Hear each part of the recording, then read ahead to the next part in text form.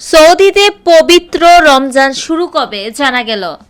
Saudi আরবে আগামী 1 March থেকে শুরু হতে পারে পবিত্র রমজান মাস।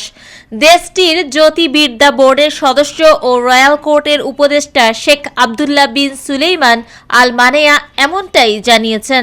তিনি জানান, জ্যোতির্বিদ্যার হিসাব নিকাশ অনুযায়ী আগামী 28 ফেব্রুয়ারি সন্ধ্যায় সৌদি আরবে পবিত্র রমজান মাসের চাঁদ দেখা যেতে পারে।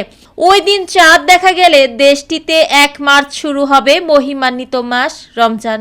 তিনি আরও জানান, এবছরের রমজান মাসটি 29 দিনের হতে পারে।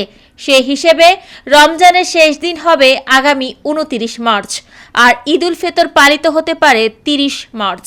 তবে রমজানের চাঁদ দেখা যাওয়ার বিষয়টি ঘোষণা দেবে সুপ্রিম কোর্ট। রয়্যাল কোর্টের এই সদস্য বলেছেন, 1446 হিজরি সনের রমজান মাসের চাঁদটির জন্ম হবে 28 ফেব্রুয়ারি শুক্রবার রাত 3টা 44 মিনিটে।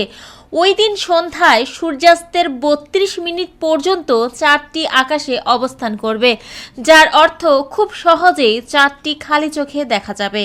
আবহাওয়াবিদরা বলছেন, এ বছরের রমজান মাস শুরুর সঙ্গে সঙ্গে শেষ হবে শীত মৌসুমের। রমজানের প্রথম দিনটি হবে বসন্তে, ফলে রোজার দিনগুলো তুলনামূলক ঠান্ডা থাকবে। মধ্যপ্রাচ্যের সৌদি আরব, সংযুক্ত আরব আমিরাত, কুয়েত, মিশর ও কাতারের মুসলিমদের প্রায় 13 ঘন্টা করে রোজা রাখতে হয়। এদিকে সাধারণত মধ্যপ্রাচ্যের দেশগুলোর একদিন পর বাংলাদেশ সহ দক্ষিণ এশিয়ার বেশিরভাগ দেশে রমজান মাস শুরু হয়। সে হিসাবে এই বছর বাংলাদেশের মুসল্লিরা 2 মার্চ প্রথম রমজান পালন করবেন।